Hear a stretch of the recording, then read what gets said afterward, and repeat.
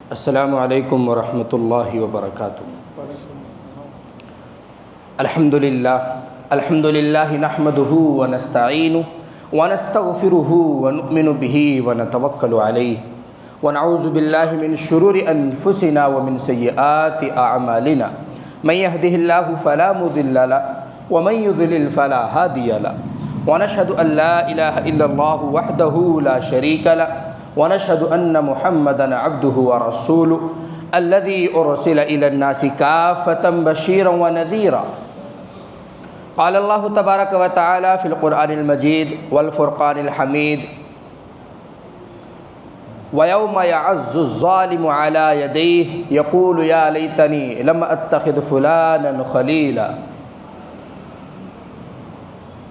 وكما قال النبي صلى الله عليه وسلم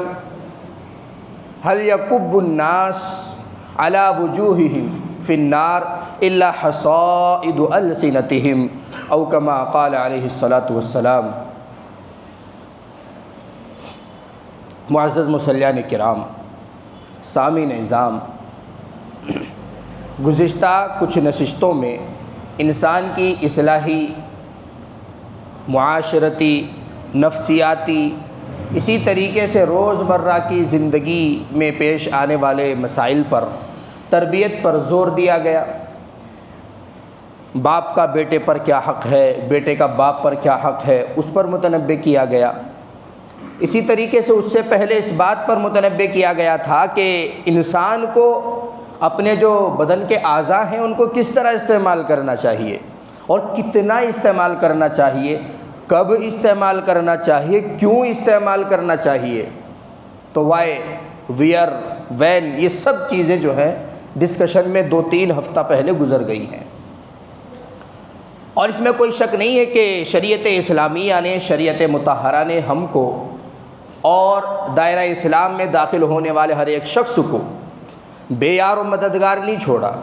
ہر ایک قدم پر اس کی رہنمائی کرنے سے چوکے نہیں۔ اللہ تبارک و تعالیٰ نے اپنے فرامین کے ذریعے سے یا پھر نبی کریم صلی اللہ علیہ وسلم نے اپنے ارشادات کے ذریعے سے امت کی مکمل رہنمائی کی، اور اسی وجہ سے نبی کریم صلی اللہ علیہ وسلم نے اپنے آخری خطبے میں ارشاد فرمایا تھا، کیا میں نے تمہارا دین تم تک پہنچا دیا؟ جس کے سلسلے میں آیت نازل ہوئی، الیوم اکملت لکم دینکم واتممت علیکم نعمتی ورضیت لکم الاسلام دینا۔ تو نبی کریم صلی اللہ علیہ وسلم نے نعوذ باللہ کوئی کمی چھوڑی ہو ایسا بھی نہیں۔ اللہ تبارک و تعالیٰ نے فرائض میں، ان کے بیانات میں، واجبات میں، ان کے بیانات میں، زندگی گزارنے کے طریقوں میں اور ان کی تشریحات میں کوئی کمی چھوڑی ہو ایسا بھی نہیں۔ بس اب ہمیں ان طریقوں کو اختیار کر کے آگے بڑھنا ہے۔ تو نبی کریم صلی اللہ علیہ وسلم نے اسی طرح سے امت کی تربیت فرمائی جس طرح سے اللہ تبارک و تعالیٰ کو منظور ہے اور پسند ہے۔ تو انہی روایات میں سے ایک روایت جو انسان کو زندگی جینے کا طریقہ سکھاتی ہے، انسان کو اپنی زندگی میں آگے بڑھنا سکھاتی ہے، انسان کو ہر غم میں، غصے میں، خوشی میں، رنج میں، راحت میں،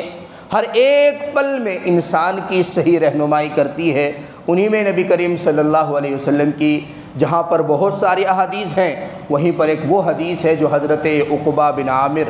رضی اللہ تعالیٰ عنہ سے مروی ہے۔ یہ ایک مشہور صحابی ہیں اور بہت ساری روایات ان سے مروی ہیں، اصلاحی روایات بھی ان سے مروی ہیں اور مسائل کے سلسلے میں بھی ان سے کچھ روایات مروی ہیں۔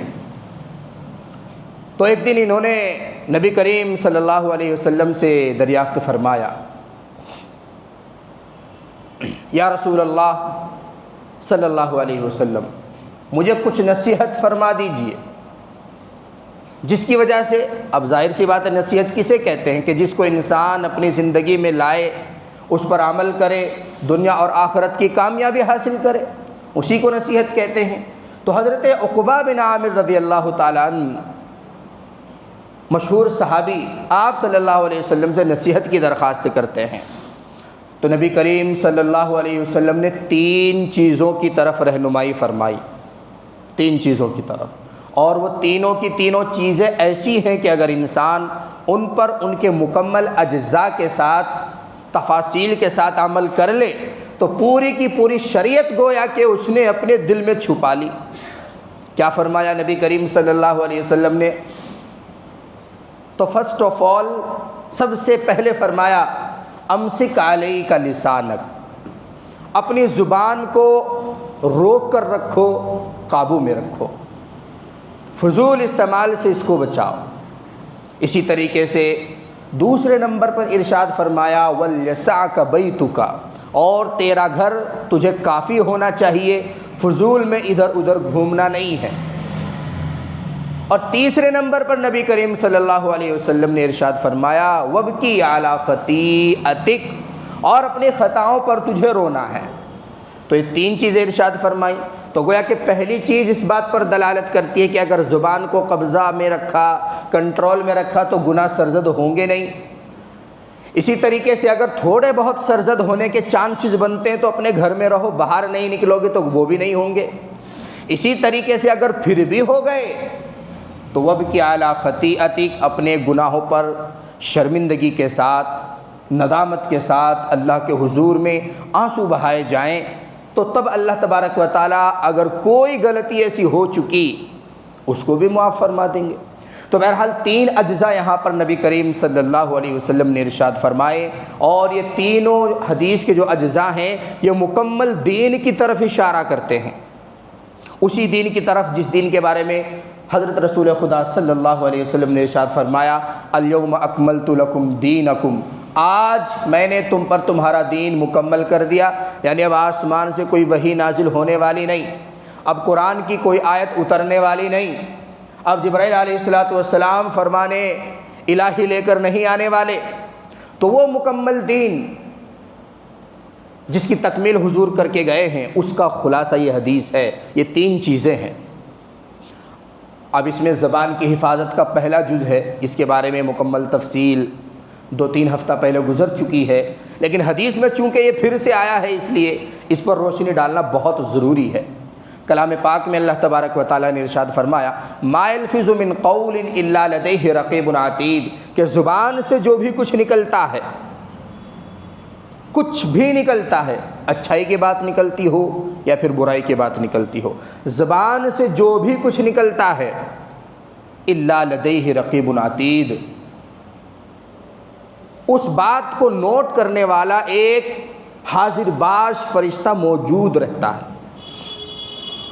تو اس کا مطلب یہ کہ لغو بات بھی لکھتا ہے، اچھی بات بھی لکھتا ہے، بری بات بھی لکھتا ہے،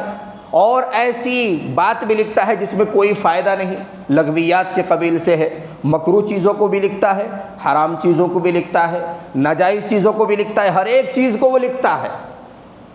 یہی تفسیر اللہ تبارک و تعالیٰ کے اس قول کی ما یلفظ من قول الا لدیہ رقیب عتید۔ اور آپ سب کو معلوم ہے کہ زبان جو ہے یہ 2 دھاری تلوار ہے، ہر طرف سے وار کرتی ہے، زندوں کو بھی نہیں چھوڑتی،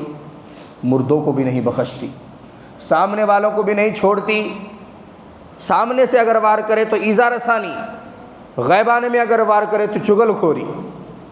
کوئی بات کسی کے اندر اگر ہے تو غیبت ہے، اور اگر کوئی بات کسی کے اندر نہیں ہے پھر بھی زبان چل رہی تو بہتان ہے، ادھر کی بات ادھر لگاتے ہیں تو چغلی ہے، اسی طریقے سے بے سند کوئی باتیں کرتے ہیں تو الزام ہے۔ تو سامنے سے بھی وار کرتی ہے، پیچھے سے بھی وار کرتی ہے، زندوں پر بھی وار کرتی ہے، مردوں پر بھی وار کرتی ہے، اسی طریقے سے مردوں پر بھی کرتی ہے، عورتوں پر بھی کرتی ہے، چھوٹوں پر بھی کرتی ہے، بڑوں پر بھی کرتی ہے، اسی طریقے سے نیک لوگوں پر بھی کرتی ہے، بدکار لوگوں پر بھی کرتی ہے۔ تو یہ 2 دھاری تلوار ہے، دونوں طرف سے انسان کو زخمی کرتی ہے۔ جیسے ایک شاعر نے کہا کہ تیر اور تلوار کا زخم تو بھرا، مگر لگا جو زخم زبان سے وہ رہا سدا ہرا۔ وہ نہیں بھرتا، زبان سے اگر آپ نے کسی کو تکلیف پہنچا دی، جب بھی آپ اس کے سامنے آئیں گے تو وہ زخم تازہ ہو جائیں گے۔ آپ نے کسی کو مار دیا، اچانک سے کسی کو تکلیف پہنچ گئی، آپ نے نہیں پہنچائی، پہنچ گئی، گاڑی سے کسی کو تکلیف پہنچ گئی، وہ زخم بھر سکتا ہے،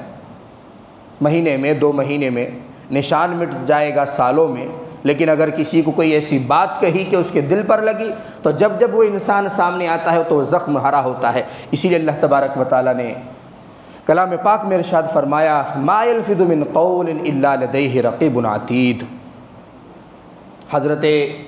امام احمد بن حنبل رحمۃ اللہ علیہ مشہور ائمہ اربعہ میں سے چوتھے امام ہیں۔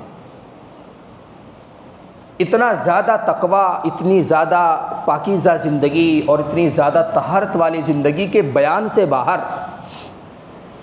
اور اتنا زیادہ اللہ تبارک و تعالیٰ کا خوف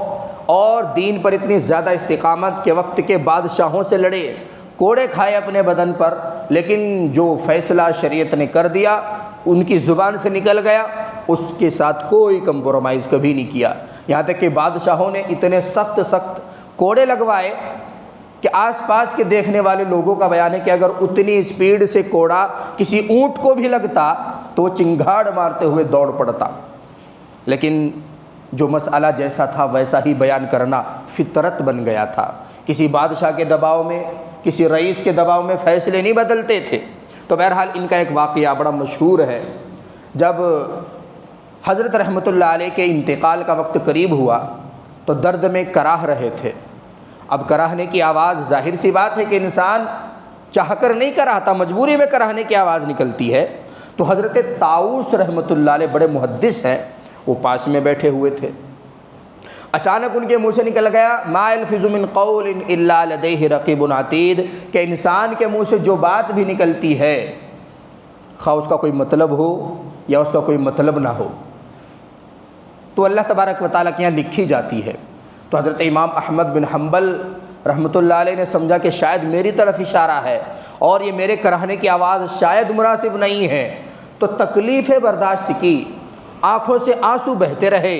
لیکن فارقت دنیا کو چھوڑ گئے، ومات و نجا، اور انتقال فرما گئے، کامیاب ہو گئے، لیکن اس کے بعد کبھی کراہنے کی آواز باہر نہیں نکلی۔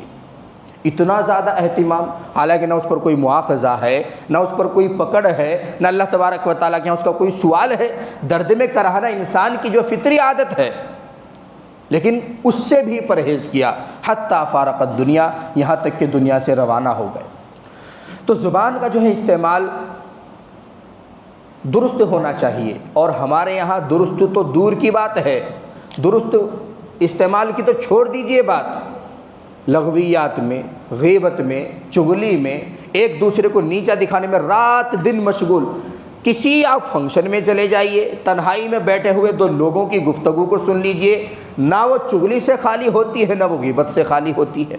جیسے ہی دو آدمی ایک دوسرے کے پاس بیٹھے، ایک کی گردن دوسرے کی گردن کی طرف چلی جاتی ہے۔ ابھی تین آدمی بیٹھے ہیں، ٹھٹھے مار رہے ہیں، دوستیوں کے دعوے کر رہے ہیں، انہی تین میں سے ایک اٹھ کر باہر چلا جاتا ہے تو اب یہ بقیہ تو اس کی برائی کرتے ہیں۔ یہ لیول ہو چکا ہے آج کل ہمارے معاشرے کا۔ حضرت ابراہیم بن ادہم، آپ سب نے ان کا نام سنا ہوگا، بڑے مشہور بزرگ گزرے ہیں، اور پہلے یہ بادشاہ تھے۔ بادشاہ ہونے کا مطلب یہ نہیں کہ کسی ملک پر ان کا تسلط تھا، کسی علاقے کے ذمہ دار تھے اور بڑی شاہانہ زندگی گزارتے تھے، لیکن اللہ تبارک و تعالیٰ نے اپنے لیے قبول کیا اور انہوں نے شاہانہ زندگی کو ترک کر کے فقیرانہ زندگی گزارنا پسند کیا اور اس کو ترجیح دی، اور عام طور پر بستیوں میں نہیں آتے تھے۔ بہت ہی زیادہ اصرار کوئی کرتا تھا شرکت کے لیے تو اس کے ولیمے میں یا نکاح کی مجلس میں شرکت فرمایا کرتے تھے، پھر چلے جاتے تھے۔ تو کسی نے بہت اصرار کیا،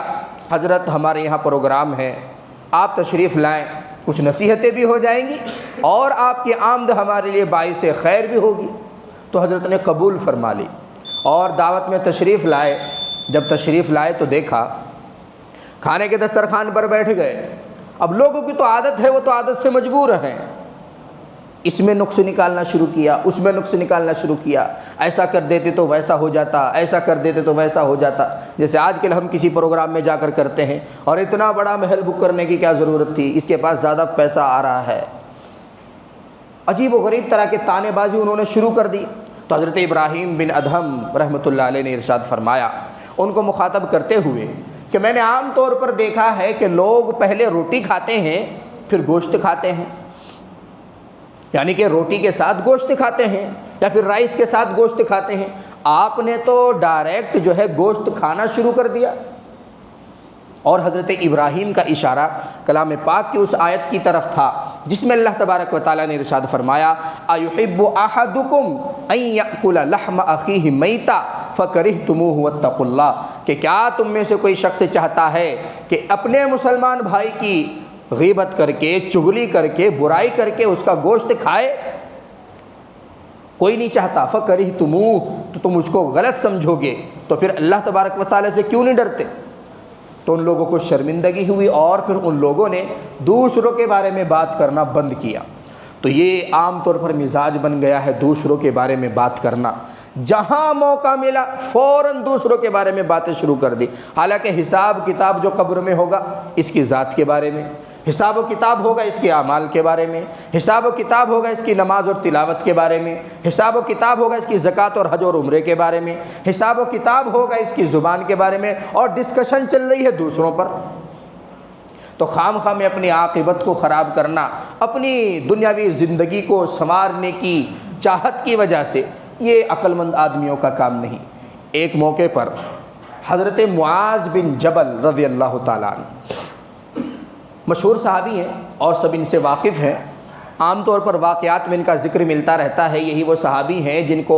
آپ صلی اللہ علیہ وسلم نے یمن میں گورنر بنا کر بھیجا تھا، اور ان کو چلتے وقت کچھ نصیحتیں بھی فرمائی تھیں۔ تو بہرحال ایک موقع پر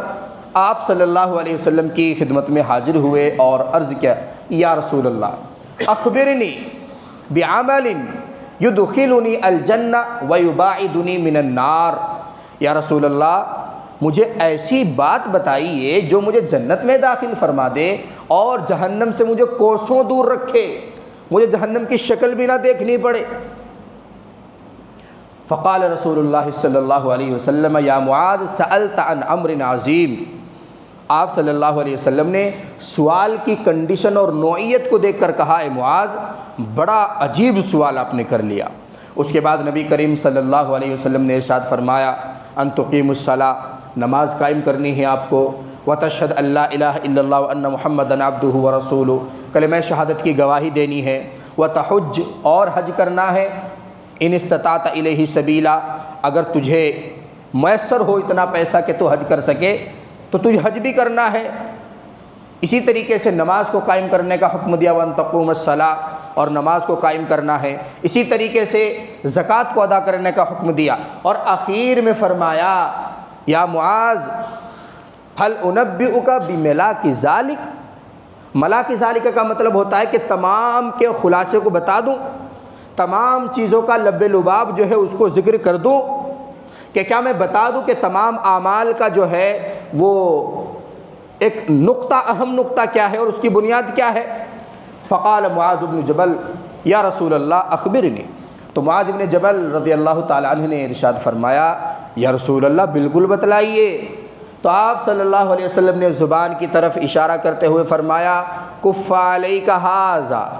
اپنی زبان کو کنٹرول میں رکھنا ہمیشہ، اگر زبان کنٹرول میں نہیں ہے تو کرتے رہنا تم حج پر حج اور عمرے پر عمرے، لوگوں کو تکلیف اگر پہنچاتے ہو تو اس کے باوجود تم زکوٰۃ بھی دیتے ہو، اور اس کے باوجود کہ تم نماز بھی پڑھتے ہو، اور اس کے باوجود کہ تم صدقات بھی دیتے ہو، نافلہ بھی دیتے ہو، واجبہ بھی دیتے ہو، لیکن گناہ تو برابر تمہارے اکاؤنٹ میں لکھا جا رہا ہے۔ تو حضرت معاذ بن جبل رضی اللہ تعالیٰ عنہ حیران ہو گئے، اتنی قیمتی باتیں ارشاد فرمانے کے بعد ایک چھوٹی سی چیز کو اللہ کے رسول اتنی اہمیت کے ساتھ بیان فرماتے ہیں۔ تو پوچھ بیٹھے صحابہ کرام، کچھ بھی چیز جو ہے پوچھنے سے شرماتے نہیں تھے، تو پوچھ بیٹھے یا رسول اللہ انا لمؤاخذون بما نتکلم فی، یا رسول اللہ اس کا مطلب تو یہ کہ ہم جو بھی کچھ بولتے ہیں ان تمام کے بارے میں ہم سے سوال ہوگا، تمام کے تمام پر ہم سے مواخذہ ہوگا؟ تو رسول اللہ صلی اللہ علیہ وسلم نے ارشاد فرمایا فَقِلَتْكَ أُمُّكَ یا معاذ، ارے تیرا بھلا ہو، کیسی بات کر دی؟ یہ ایک عربی محاورہ ہے، ثقلت کا امک، تیری ماں تجھے روئے، یہ پیار میں بھی کبھی کبھی بول دیتے ہیں، اور کبھی کبھی جب کوئی شخص بار بار کوئی غلطی کو کرتا ہے تب بھی بول دیتے ہیں، اور عام طور پر ہم اپنی زبان میں اس کا ترجمہ کر سکتے ہیں ارے تیرا بھلا ہو، یہ کیسی بات کر دی؟ اس کے بعد نبی کریم صلی اللہ علیہ وسلم کے الفاظ پر آپ غور کیجئے، هل يكب الناس في النار على وجوههم الا حصائد السنتهم۔ آپ کہتے ہیں کہ ہر ایک چیز کے بارے میں سوال ہوگا، ہمارا ہر ایک قول لکھا جائے گا، یہ تو بہت چھوٹی بات کر دی۔ جہنم میں اپنے منہ کے بل گھسیٹ کر ڈال دیے جانے والے لوگ اکثر وہ ہوں گے جنہوں نے اپنی زبانوں پر کنٹرول نہیں رکھا۔ الا حصائد السنتہم، اپنی زبان کی کرتوت کی وجہ سے لوگ جہنم میں جائیں گے اکثر۔ اب اکثر کا مطلب یہ ہے کہ 50% سے زیادہ۔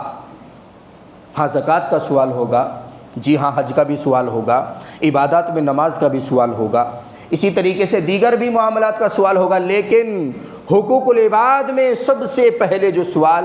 الا حصائد السنتہم، زبان سے کسی کو تکلیف تو نہیں پہنچائی۔ اسی لیے نبی کریم صلی اللہ علیہ وسلم نے ارشاد فرمایا المسلم من سلم المسلمون من لسانہ ویدہ، کہ مسلمان کی شان تو یہ ہے کہ اس کی زبان سے بھی اس کا پڑوسی اور ایک عام مسلمان محفوظ رہے، اور اس کے شر سے یعنی کہ اس کے ہاتھ سے بھی محفوظ رہے۔ تو یہاں پر بھی پہلے زبان کا ذکر فرمایا، کیونکہ عام طور پر سرزد ہونے والے جو گناہ ہوتے ہیں وہ زبان سے ہوتے ہیں۔ تو بہرحال اس کی مکمل تفصیل ہر ایک حدیث پر بحث تو 2-3 ہفتہ پہلے گزر چکی ہے، لیکن آپ اندازہ لگائیے کہ نبی کریم صلی اللہ علیہ وسلم نے کن الفاظ کا استعمال کیا کہ زیادہ تر لوگ اپنے چہروں کے بل جہنم میں گھسیٹ کر ڈال دیے جانے والے جو لوگ ہوں گے وہ لوگ ہوں گے جو اپنی زبانوں کا غلط استعمال کرتے ہیں۔ غلط استعمال، غیبت، چغلی، پھر حسد سینے میں موجزن ہوا، زبان سے اس کا اظہار کر دیا، کسی کی کوئی بات بری لگی، جس کی بات ہے اس سے پوچھا نہیں، اپنے آپ ہی وہ کوئی فیصلہ سنا دیا۔ تو بہرحال حضرت عقبہ بن عامر رضی اللہ تعالیٰ عنہ کی حدیث سب سے پہلے نقل کی گئی، اور اس کے 3 اجزاء تھے۔ امسک علیک لسانک، کہ اپنی زبان کو کنٹرول میں رکھنا، اور دوسرا جز اس کا تھا ولیسعک بیتک، اور تیرا گھر تجھے وسیع ہو، یعنی کہ تیرا گھر تجھے کافی ہونا چاہیے، فضول میں باہر نہیں گھومنا چاہیے۔ اب یہ بھی کتنا بڑا اور اہم نقطہ ہے نبی کریم صلی اللہ علیہ وسلم کی حدیث میں۔ عام طور پر اس زمانے میں فسادات سے بچنے کے لیے، الزامات سے بچنے کے لیے، اسی طریقے سے شرور اور فتن سے محفوظ رہنے کے لیے، اور یہاں تک بھی آپ کہہ سکتے ہیں کہ حوادثات سے بچنے کے لیے، ویسے تو اللہ کی مرضی ہے کس کے ساتھ کیا واقعہ پیش آنا ہے، لیکن عام طور پر احتیاطی تدابیر اگر اختیار کی جائیں تو فسادات سے، حوادثات سے بچنے کے لیے گھر میں رہنا سب سے آسان علاج ہے۔ اور پھر چوراہوں پر بیٹھ کر گھنٹوں گھنٹوں باتیں کرنا، اور پھر ٹھٹے مارنا، اسی طریقے سے نبی کریم صلی اللہ علیہ وسلم کے طریقے کے اور مزاج کے خلاف کرنا، یہ چیزیں تو بہت اوپر کی ہیں۔ یہ تو تصور بھی نہیں ہے کہ اسلام میں کہ انسان اپنے وقت کو اس طرح ضائع اور برباد کرے گا۔ حضرت عثمان بن مظعون رضی اللہ تعالیٰ، یہ ان صحابہ میں سے ہیں جنہوں نے سب سے پہلے حبشہ کی طرف ہجرت کی۔ ان کے بیٹے حضرت صائب اور حضرت عثمان دونوں نے ایک ساتھ سب سے پہلے ہجرت کی، اور یہ شرف ان کو حاصل ہے کہ انہوں نے سب سے پہلے اسلام میں جو ہجرت کرنے والے صحابہ ہیں ان میں سے اپنا نام درج کرایا۔ بہرحال ایک مرتبہ نبی کریم صلی اللہ علیہ وسلم کی خدمت میں حاضر ہوئے اور اجازت طلب کی، یا رسول اللہ ہمیں اجازت دیجیے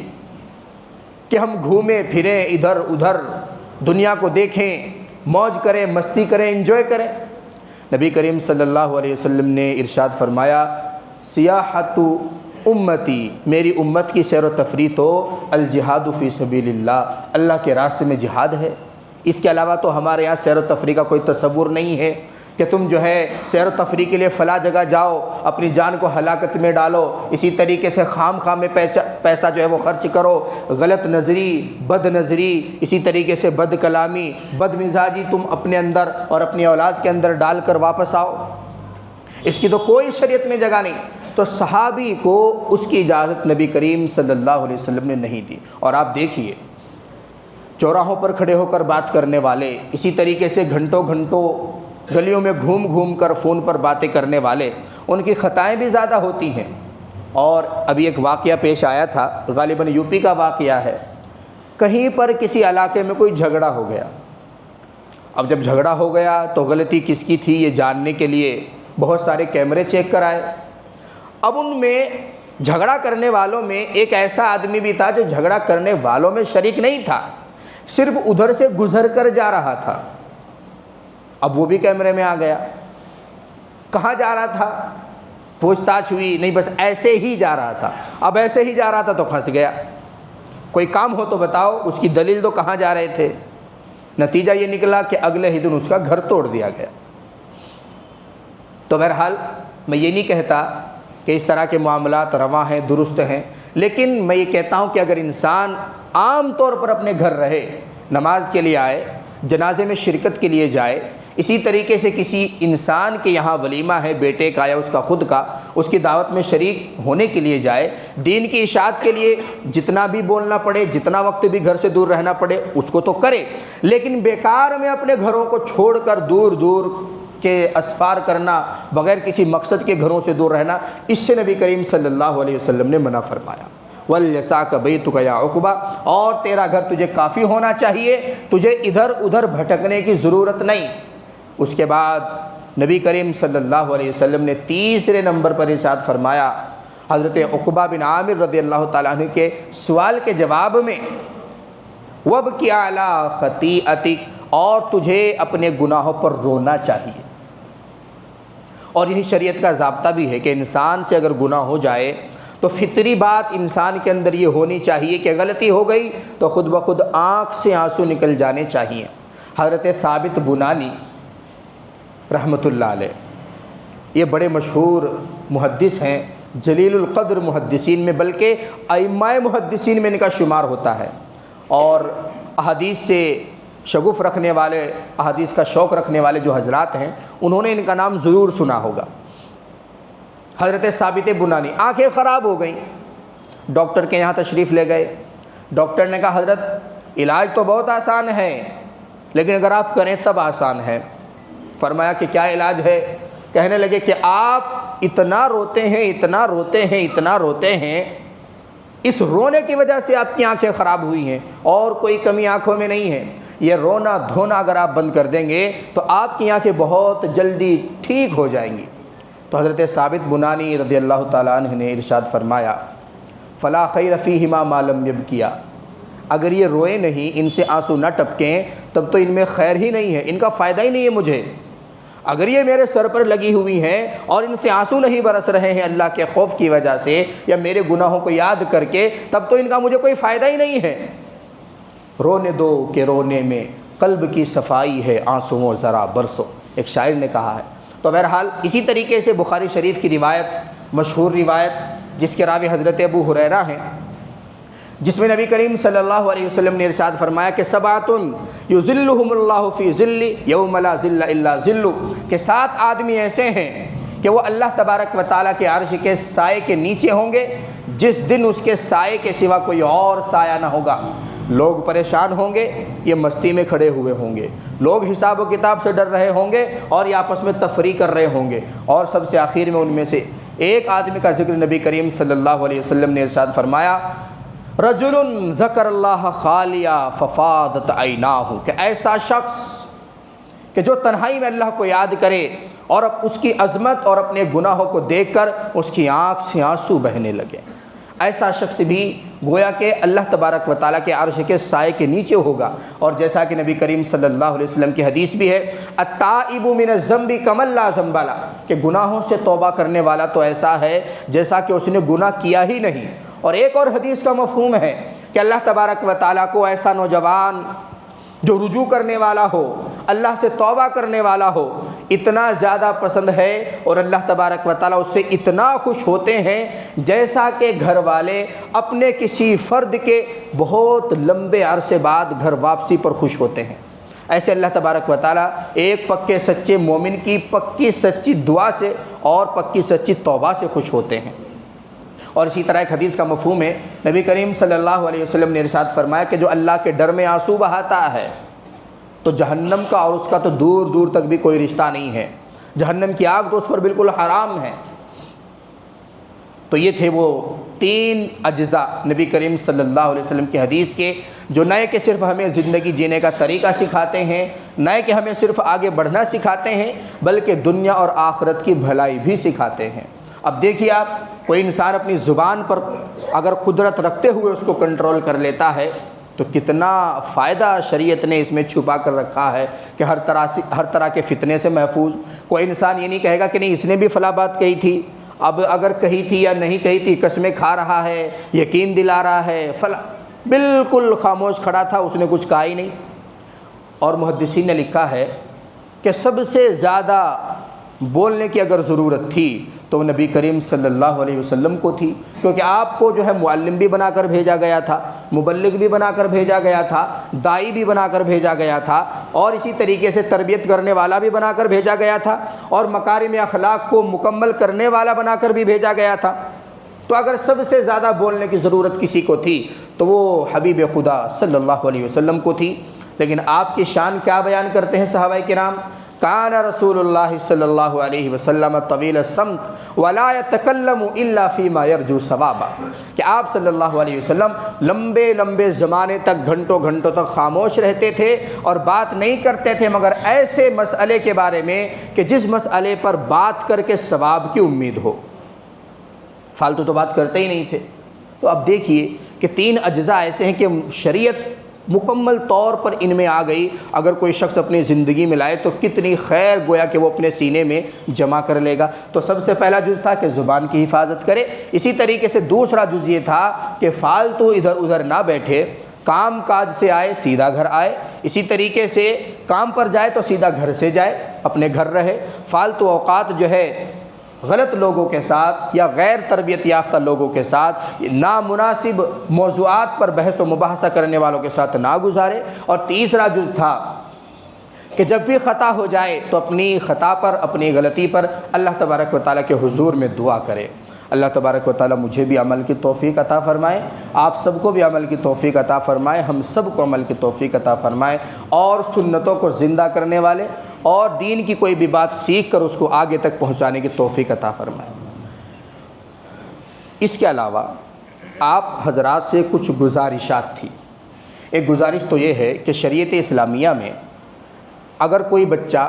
7 سال سے نیچے کا ہے تو خود شریعت نے کہا ہے کہ وہ ابھی مرفوع القلم ہے، ابھی انجان ہے،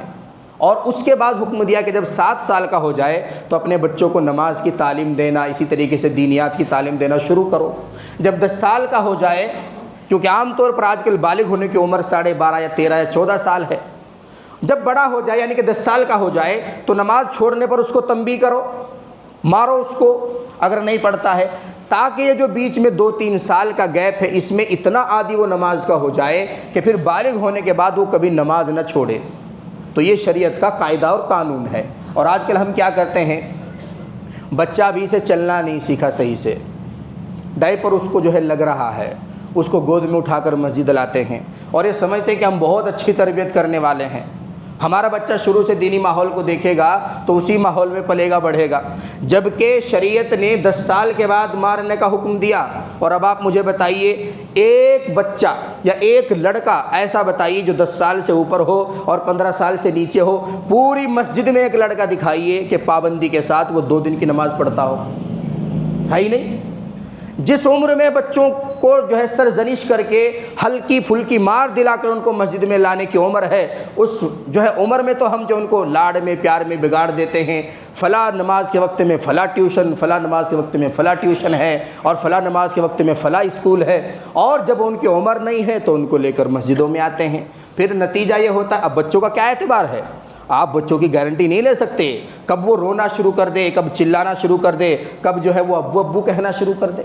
تو مناسب یہ ہے کہ چلیے ٹھیک ہے 7 سال اگر آپ نہیں مان سکتے ہیں، 4 سال یا 5 سال ایسی عمر تو ہونی چاہیے کہ کم از کم وہ اسکول جانے کے قابل ہو جائے، مکتب آنے کے قابل ہو جائے، اس عمر میں لایا جائے۔